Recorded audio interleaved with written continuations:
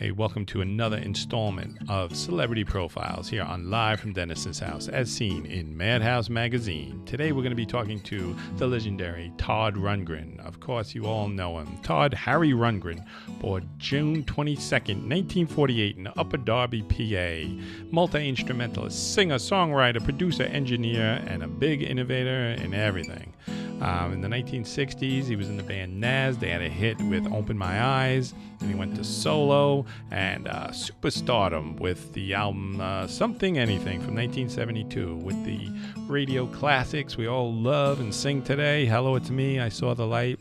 Then he went on to a long solo career, still doing it, and songs you all know: Bang the Drum, Just One Victory, Can We Still Be Friends, We Gotta Get You a Woman, many, many more.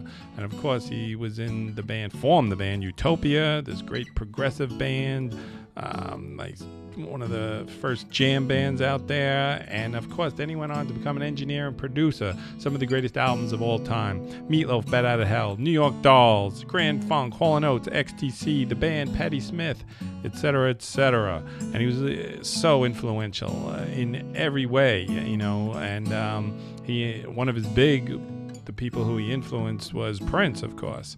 And he had a very eclectic career, Todd did. And it's kind of similar, I would guess, to Bowie and Zappa, and kind of like Prince. You know, he just constantly changing, evolving. Just when you thought, he's seen it all, he does something else. So just, I love what he's doing now. Bam, he'll turn the corner and do something completely different. So, and he just released his 27th studio album. And he's currently out there on tour with Yes and ELP. And then he's going to be touring with Ringo.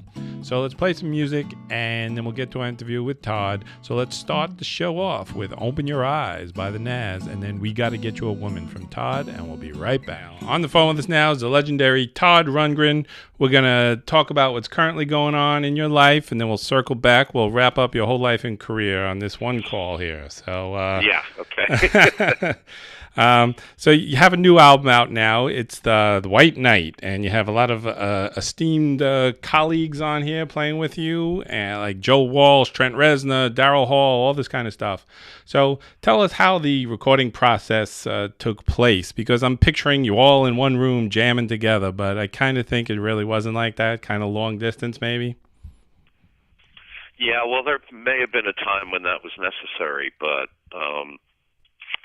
nowadays, with the advent of file sharing services and things like that, it's more likely that collaborations like this will take place remotely rather than romantically, all in the same room at the same time.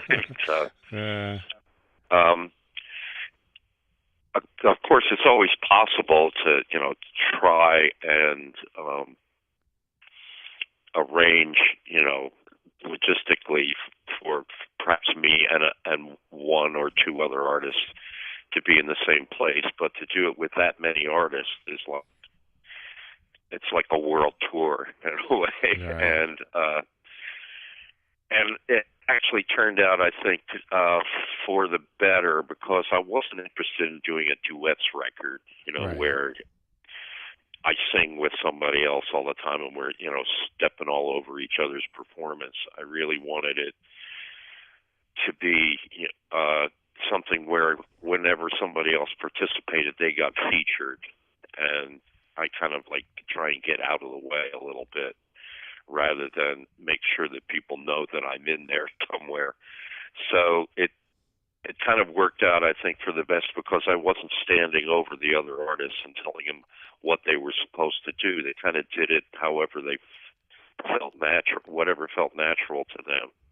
And so I think I got a little bit more of their sort of true representation, as opposed to if I had been there making suggestions the entire time about how they should perform or what they should write. Right. So now, did you write the songs first and then you send it to them somehow? How do they know? How did this come about? Well, some of the songs I wrote and then sent to others to add their contributions, and then there were instances in which other people had song ideas they sent to me, which I completed.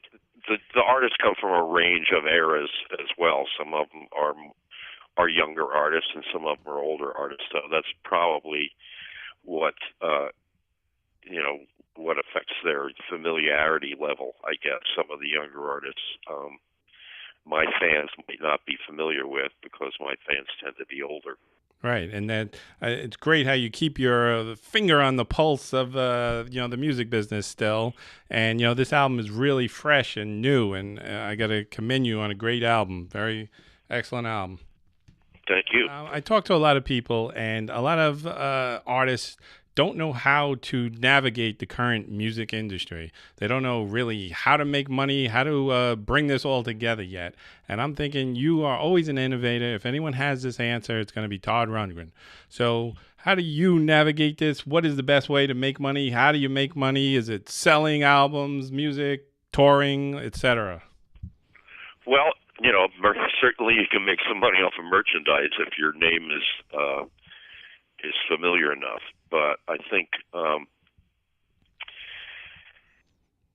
people forget that there was a time before records, which was only about 150 years ago.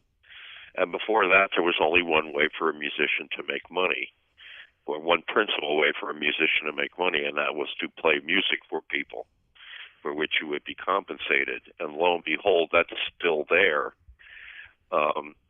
And whenever anyone asks me, well, how do you make a living in the music business? It's the same way you always did. You had to go out and play for people. The whole, the whole era of recorded music, while it hasn't gone away, has mutated into a whole different kind of thing. It's more of a service nowadays. People are less and less inclined to buy whole albums and more inclined to download songs, and also to experience music in a different way. In other words, they don't go to the record store, buy an album, and then bring it home and listen to the whole thing anymore. The whole way that you find music is different, and the venues in which you can experience it is different, and that's the part that confuses a lot of musicians and people trying to make money in the music business. But all of those things, for the most part, are and always have been more valuable as promotion than they are as a product themselves. Certainly you could make a lot of money selling records if you sell them by the millions, but the arrangement by which you do that usually leaves the musician with the shorter end of the stick. You're usually getting somewhere between 10 and 20% of the retail cost of a record. But when you sell a concert ticket, you make like 85% of that. And then you have the opportunity to sell whatever you want once you get people to come to your gig. So that is the way, I think, at least to make money going forward, because I know acts who never sell their music. They only play live gigs and sell merchandise. Right. And never release records ever. All they release is like videos on YouTube all the time. Or if you release it, just give it away, as it used to be, like the touring was to promote the music, and now it's kind of the other way around. Yeah, there are, there are other sorts of opportunities like, corporate associations and things like that. Things that I wish I had, like a company who would pay for all of my buses and trucks when I go out on the road so that they can plaster their advertising on the side. But again, that all hinges on your ability to build an audience, people who are willing to come out and see you live. Now, you had like a very eclectic career. I would, it's similar to Bowie and Prince and Zappa, that kind of career. Now, do you think that there'll ever be someone similar to you guys, or is there somebody similar and we're not allowed to hear about them, or we got to search to find them? What's that like? Well, I think what's happened is the music business has split into two distinct sort of categories. One is still trying to recapture that control over the audience and the control of the image of the artist, like in the old days. And those artists are like Katy Perry and Adele and people that you hear about all the time. Whenever I go to my my news app on my iPad. They're always talking about somebody. Oh, Lord just put out the album of the year, or blah blah blah blah blah. Right. It's always the same names. Right. And surprisingly enough, it's like female artists have taken over what is the traditional music business. Exactly. You know, it's Lady Gaga, it's Adele, it's Katy Perry, you know, it's Taylor Swift. The most highly paid artists in the world are all female artists at this point, you know. Mm-hmm. So that can be a little disheartening if you're not one of those. But there's a whole other aspect to the music business of artists, as I say, who, for instance, you know, EDM artists, whose names you very rarely hear anymore, but are still like getting $100,000-$200,000 to play a festival right. somewhere. You know, like Deadmau5 or somebody like that, you know, or Skrillex. You know, they've never had like a top 40 hit record, but they're still highly in demand because, you know, they play a kind of music that fits a certain venue. So again, it kind of gets back to, you know, what can you accomplish live? There are bands, you know, on television, I see so-and-so plays Wembley Stadium, and it's a band I've never, ever heard of. Right. You know, and so it's, you know, there's a whole other part of the music business that isn't driven by that traditional, you know, like heavy-handed sort of promotion that record companies are used to. Right. There's a whole other kind of roots up way of promoting music. And again, it kind of depends on your ability to show up somewhere and make people remember your performance. Right. I guess on a good note, a good thing about this is that you don't have to deal with the record company executives anymore. I imagine in your career, you must have dealt with like a lot of douches in the record company executives giving you a hard time, pressuring you. Well, I had a different, you know, I did have a douche or two to deal with, but I had a different relationship than other artists. You know, my relationship was not so adversarial, I guess, as other artists would be, because I was producing records for the labels as well. Oh, okay. Many of which were, you know, big hits. So I was sort of indulged on my own stuff because I was still, you know, making the industry standard kinds of records that they wanted. And after a certain amount of time, you know, I kind of, you know, I defined my own little area, and it was, you know, I was able to maintain it and have been able to maintain it somewhat to this day. You know, like, for instance, I had to sign 1,000 posters for a meet and greet program and things like that, which is a tedious chore, and there's no other way to describe it. You know, you kind of do it because it's part of the overall promotion of the music. And, you know, if I copped an attitude about it or refused to do it, then I can imagine that people at the record label would get upset. But as long as I'm cooperating, you know, nobody has to be douchey to anybody. Nobody gets hurt. Yeah. So so now you're touring now. Is it has it started already? The Yes and ELP tour? Well, we're in the break in between what was the first leg, or the inaugural leg of the White Knight tour. We're doing an abridged version because we're not the headliner. We're doing about an hour, possibly a little bit more if we can accelerate our changeovers during the show. But there's 3 acts during the Estival show. Right. And we're in the middle, so we have to accommodate that. You know, we have to realize that most people are there probably to see the headliner, but take as much opportunity as we can, to make an impression on that audience. Yeah, that's a great mix. I actually, when I first hear it, it's like, what? Yes, ELP and Todd? And I said, well, yeah, it makes sense. Well, it's a little bit different. I think, at first they thought, okay, I'll do a whole bunch of Utopia stuff, right. And then it'll be a prog rock festival or something like that. But,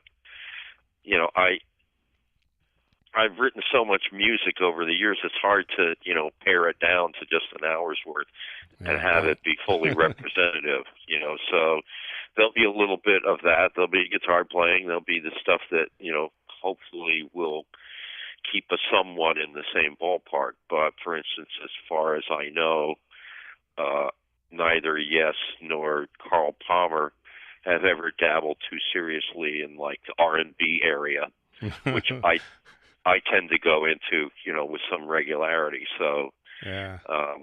and I can't refuse to do that just because ostensibly it's a prog rock show. I have Right. to do what I do. Yeah, I want to ask you about some of your producing sessions, especially like with the New York Dolls and Meatloaf.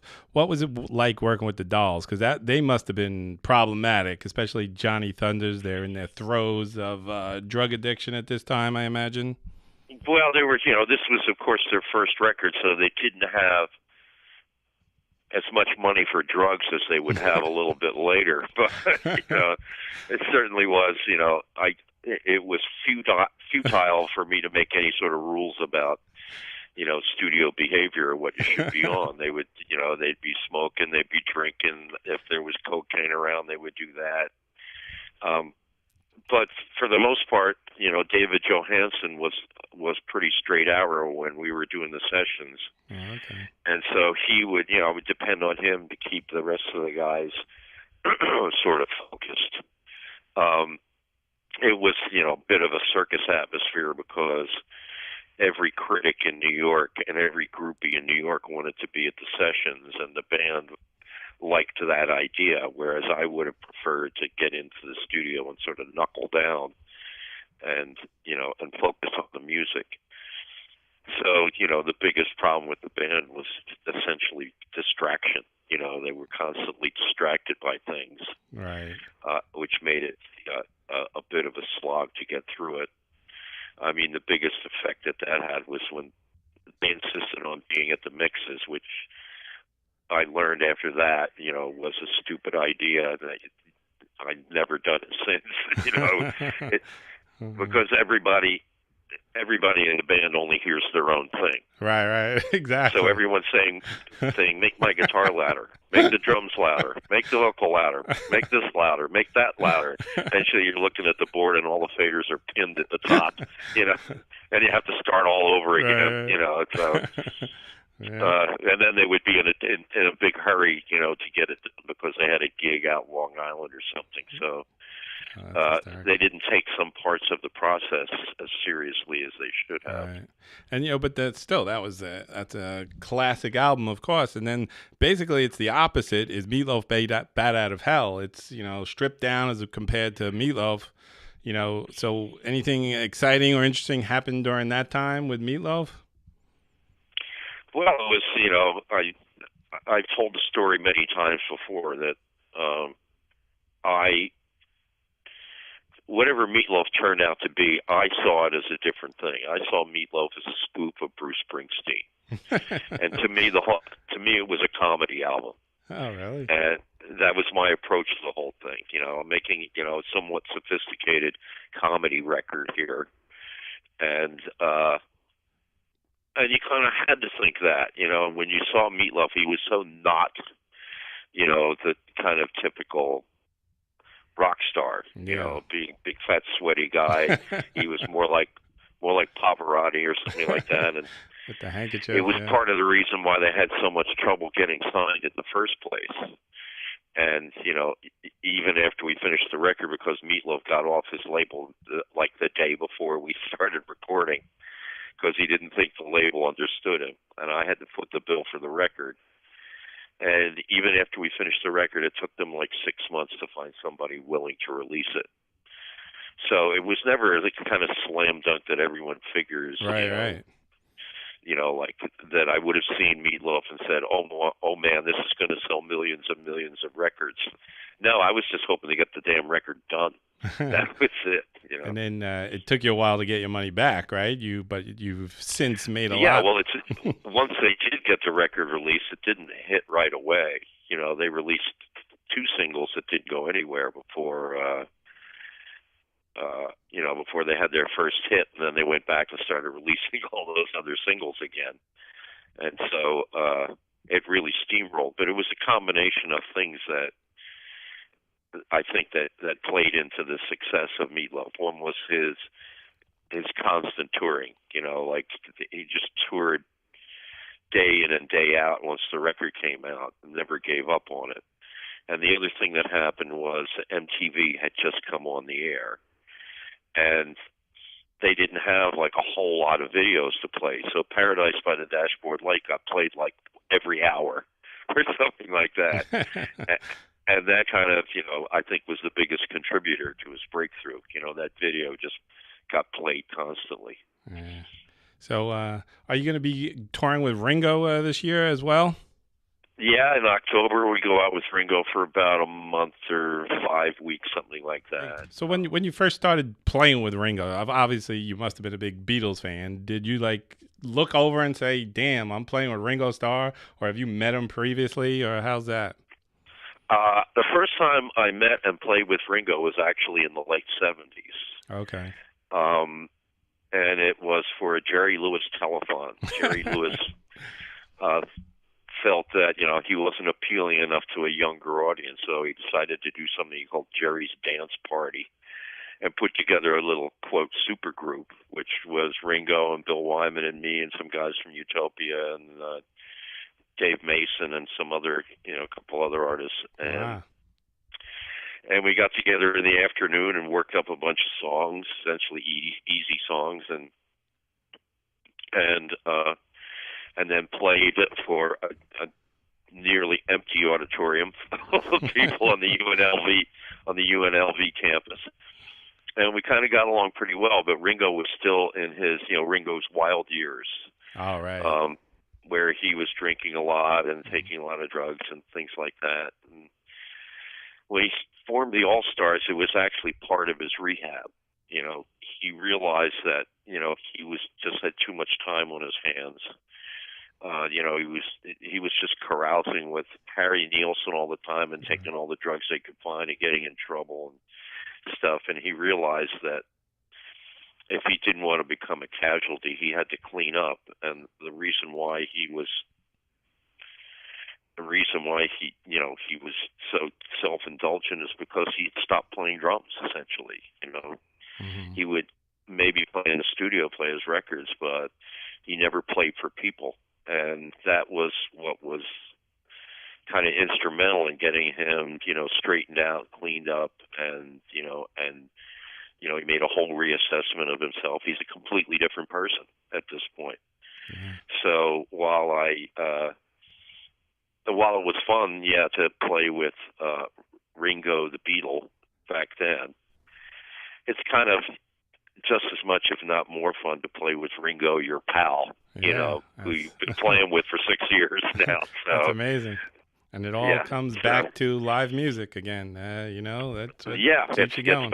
It gets back to the live thing, save Ringo. So. Yeah. So we're running out of time here, but what's coming up next? You got autobiography coming out. What's going on? Well, that's what I'm working on now during the break. It's been kind of like a side project, and it often feels like homework to me, which makes it harder for me to focus on it and concentrate and get it done. But I'm doing my homework now and hope to have this done before I go out on the road again with the Estival. So if that happens, it should be out before the end of the year. Oh, great. I'm looking forward to that. And I'm going to check out YouTube and see you playing the Jerry Lewis show. Yeah, it might be in there somewhere. Like I say, back in those days, nobody had camera phones. All right.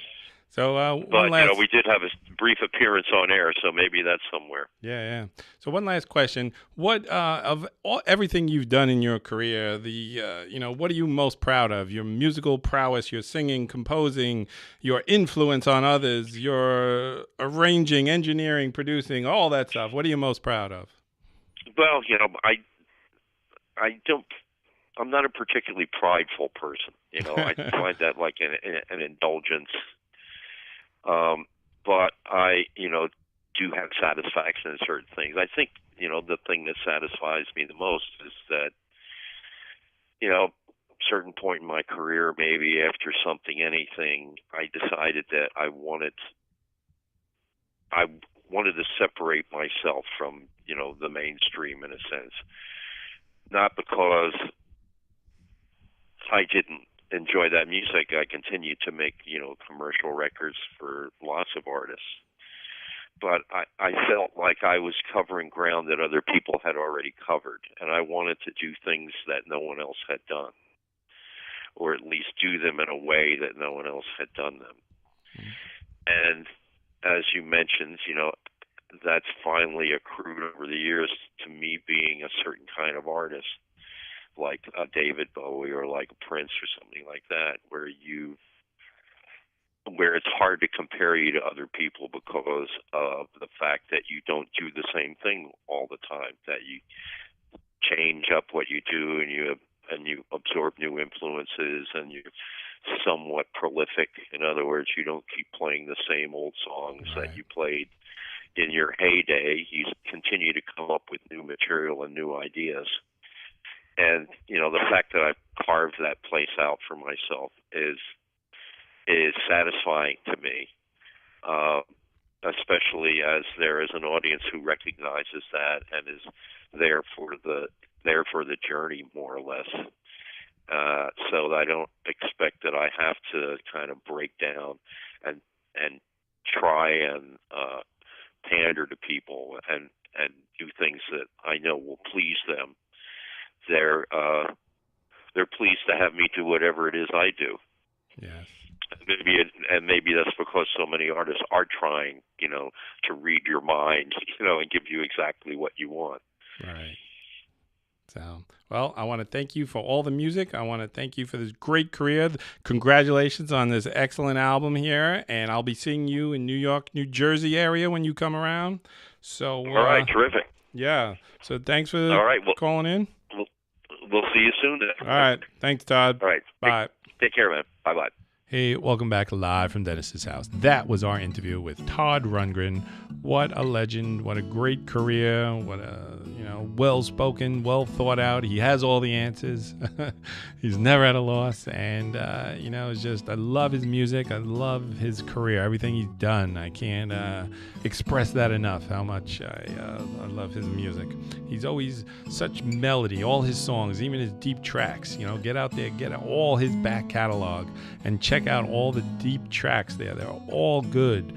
He's just, a master of the melody. And, he's a great guitar player, great instrumentalist. I wish I had an extra, hour I could have talked to Todd. There was so much more to cover. But now we're going to wrap this show up. And thanks for listening. Live from Dennis's house. This interview will be transcribed in Madhouse Magazine. See you next time. Celebrity Profiles. Live from Dennis's house, Madhouse Magazine 474 The Mix. So long. See you next time.